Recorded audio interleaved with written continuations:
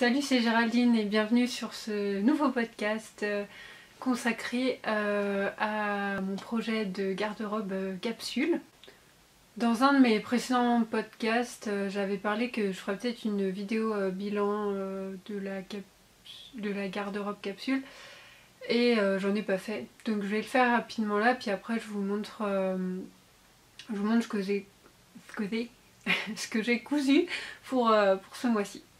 Pour celles qui ne savent pas ce que c'est la garde-robe capsule, je vous mets les liens vers l'article de Clotilde qui est l'initiatrice de ce projet, ainsi que des liens vers mes précédentes vidéos, notamment la première je crois où j'en ai fait une où j'expliquais un petit peu ce que c'était. Donc j'ai pas du tout tenu le rythme de 1 vêtement par mois puisque c'était le rythme que je m'étais fixé. J'ai tenu 4 mois. Ouh. On est arrivé au mois de mai et au mois de mai j'avais pas mal de petits voyages. Au mois de juin pareil. Et puis après voilà, il s'est passé ce qui s'est passé et j'avais plus trop le cœur à l'ouvrage on va dire. Donc je me suis arrêtée, je crois, à mon top Agnès que je porte aujourd'hui, c'est un miracle. Et je porte aussi un autre projet de ma capsule wardrobe qui est le gilet Jenna. Donc tout ça, j'avais déjà des vidéos là-dessus sur ma chaîne.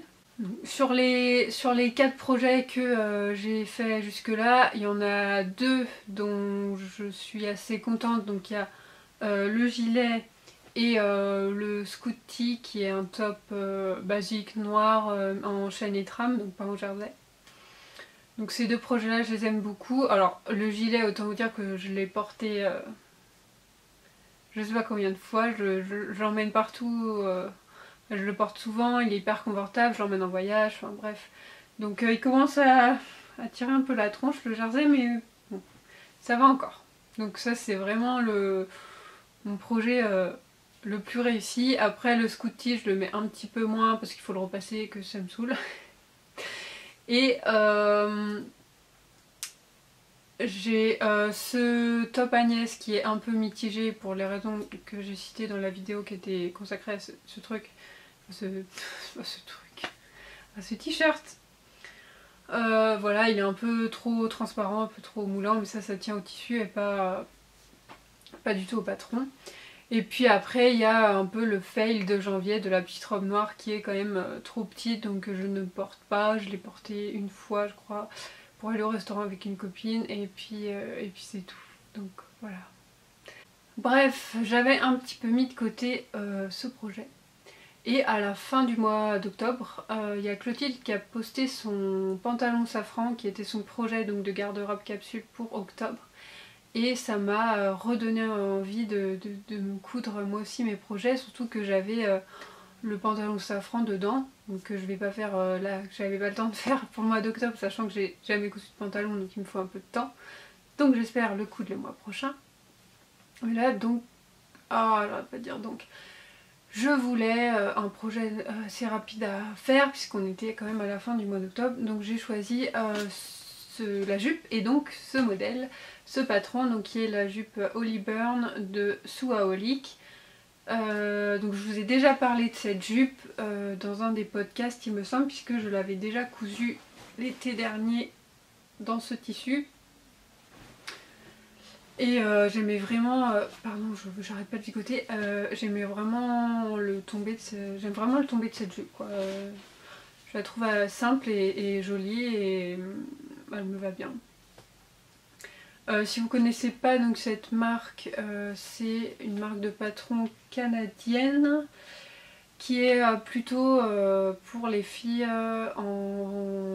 qui ont une morphologie en forme de A, de poire, bouteille d'orangina, guitare en talouse, enfin vous voyez quoi. Donc on voit par exemple. Ce qui fait qu'il y a un petit peu, donc c'est des modèles dont les formes sont plus adaptées à cette morphologie là et dont les mensurations sont aussi un petit peu décalées du coup par rapport aux mensurations classiques. Voilà. Donc je vous montre enfin, au lieu de parler pour rien dire, je vous montre ce que j'ai réalisé. Hop là, je vous la montre mieux après. Mais... Donc elle est toute simple, peut-être même peut-elle paraître un petit peu austère.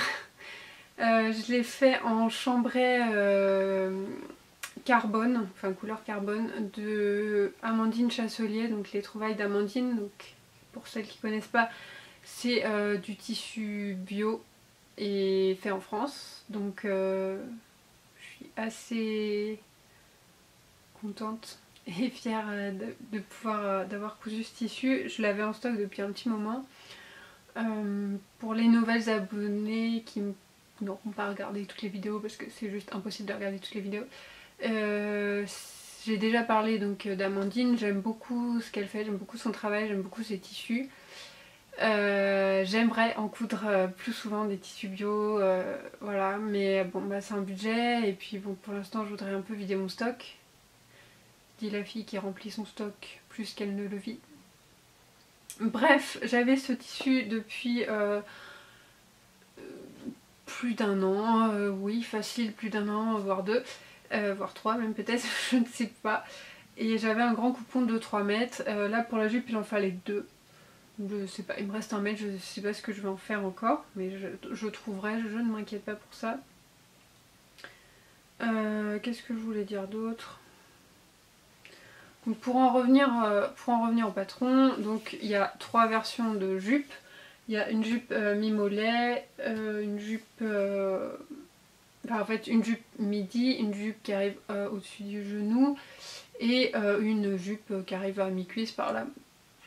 Donc moi j'ai choisi la plus longue comme celle que j'avais faite l'autre fois, donc une jupe midi avec les petits passants, il y a plusieurs types de finition et les petits passants donc pour la ceinture. C'est un patron qui taille de 0 à 16, donc c'est les tailles américaines si je ne dis pas de bêtises. Je ne saurais pas vous faire la retranscription en taille française. Je sais plus ce que c'est, 12 ça doit être 42, 14 44, 16 46. Sachant que ça taille quand même assez grand parce que moi la dernière fois j'avais choisi la taille 8 et c'était un poil trop grand. Mais elle est tout à fait portable quand même, j'avais un peu bidouillé sur la fermeture éclair puis ça fait juste qu'elle tombe un peu plus bas que la taille. Mais là cette fois j'ai fait la taille 6.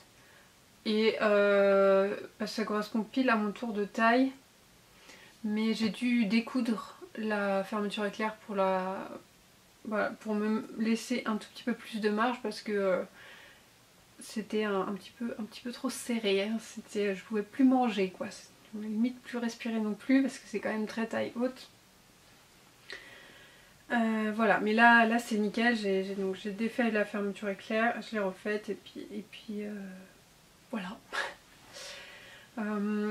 Sur la jupe, il y a plusieurs types de finitions qui sont proposées, notamment pour l'ourlet du bas. Moi je ne l'ai pas fait à la main en invisible, hein. J'ai fait une surpiqûre tout simplement, une surpiqûre. Je l'ai piqué à la machine donc on voit la couture et j'ai fait comme ça tout simplement parce que vu qu'en haut j'avais déjà les passants plus les surpiqûres sur la ceinture, je sais pas si vous allez voir. Je me suis dit que voilà, ça faisait un peu esprit de jean en chambray et tout, donc c'était pas du tout gênant qu'il y ait la couture en bas. C'est pas une jupe qui est faite, en tout cas dans mon projet, qui est faite pour être très classe, donc voilà, je me suis pas pris la tête, j'ai fait à l'ourlet à la machine. Donc c'est une jupe qui a des poches. Donc ça c'est carrément trop cool. Les jupes à poche, j'en ai déjà parlé maintes et maintes fois. Il n'y a pas de difficulté particulière pour ce patron. Tout est... Alors, je tiens à préciser donc, que tout est en anglais. Donc là ça c'est le livret d'explication. Mais donc c'est en anglais, mais les schémas sont quand même hyper... ils sont hyper clairs. Donc je pense que même si on comprend pas trop l'anglais, c'est pas vraiment un souci quoi. Pour conclure, je suis plutôt contente de cette jupe, même s'il y a toujours des petites choses à améliorer, notamment la surpiqûre de la ceinture, mais je voulais pas tout défaire parce que ça abîme quand même le tissu. Il y a un endroit où j'ai fait une bêtise avec la surjeteuse et j'ai dû tout découdre et je sais pas si ça se voit encore. Ouais, ça m'a quand même un peu abîmé le tissu, donc je préférais laisser ma surpiqûre de ceinture un peu de travers que d'abîmer mon tissu. Donc je l'ai pas encore porté puisque je l'ai terminé hier, mais j'espère la porter assez souvent. J'ai pas testé avec des collants, donc j'espère que ça colle pas aux collants. Ça me vient de tilter dans ma tête, donc je ne peux pas répondre à cette question par exemple. Et en ce qui concerne le tissu, le seul petit bémol de ce tissu qui risque de peut-être poser problème en la portant, c'est que c'est assez froissable. Donc je sais pas ce que ça va donner en conditions réelles, mais voilà, après c'est un tissu bio, on peut pas tout avoir. Je crois que c'est tout ce que j'avais à dire sur cette jupe, non. Mais il est fort probable que vous envoyiez d'autres fleurir sur ma chaîne ou sur mon blog ou etc. Parce que j'aime vraiment ce modèle et je pense que j'essaierai de coudre aussi les autres longueurs, voir si elles ont un aussi joli tombé que celle-là. Parce qu'en fait, je précise quand même pour les autres longueurs, c'est pas juste on coupe la même pièce et on la raccourcit. Non, c'est vraiment sur le patron, il y a les autres longueurs ont des pièces différentes. C'est-à-dire que je crois que plus c'est court, plus ça va être évasé. Si je regarde les dimensions du vêtement fini, c'est ça. Aux hanches, par exemple, la version la plus longue est plus cintrée, enfin plus proche. J'arrive pas je vais pas m'en sortir là.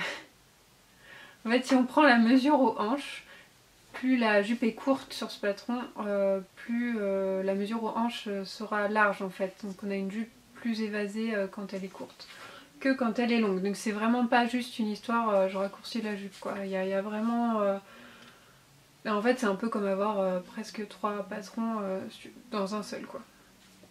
Donc je pense que je vais la recoudre de nouveau. Je ne sais pas du tout dans quel tissu, mais ce sera pas pour tout de suite. Donc je vous recommande encore vivement ce patron, surtout si vous êtes comme moi en morphologie en A, je trouve qu'il tombe vraiment très bien, il est très saillant, donc voilà. Puis si vous aimez, il faut aimer aussi les vêtements un peu rétro, bien que avec, je pense qu'on peut faire des versions assez, enfin plus modernes, avec des tissus sympas. C'est pas recommandé par contre pour les tissus avec des carreaux et des lignes et tout ça, mais j'en ai déjà vu sur internet. Donc n'hésitez pas si ça vous tente et que vous avez envie de le faire dans un tartan. Moi je la vois trop dans un tartan cette jupe. J'irai voir comment les autres personnes ont fait, ce qui a déjà été fait, parce que je pense que ça peut être sympa. Et après, effectivement, vu la forme des pièces, c'est pas forcément évident à faire. Les raccords, je sais même pas si c'est possible en fait. Mais il me semble en avoir déjà vu, donc bref. Il me reste donc plus qu'à vous souhaiter une bonne journée, une bonne soirée et à vous dire à très bientôt. Salut!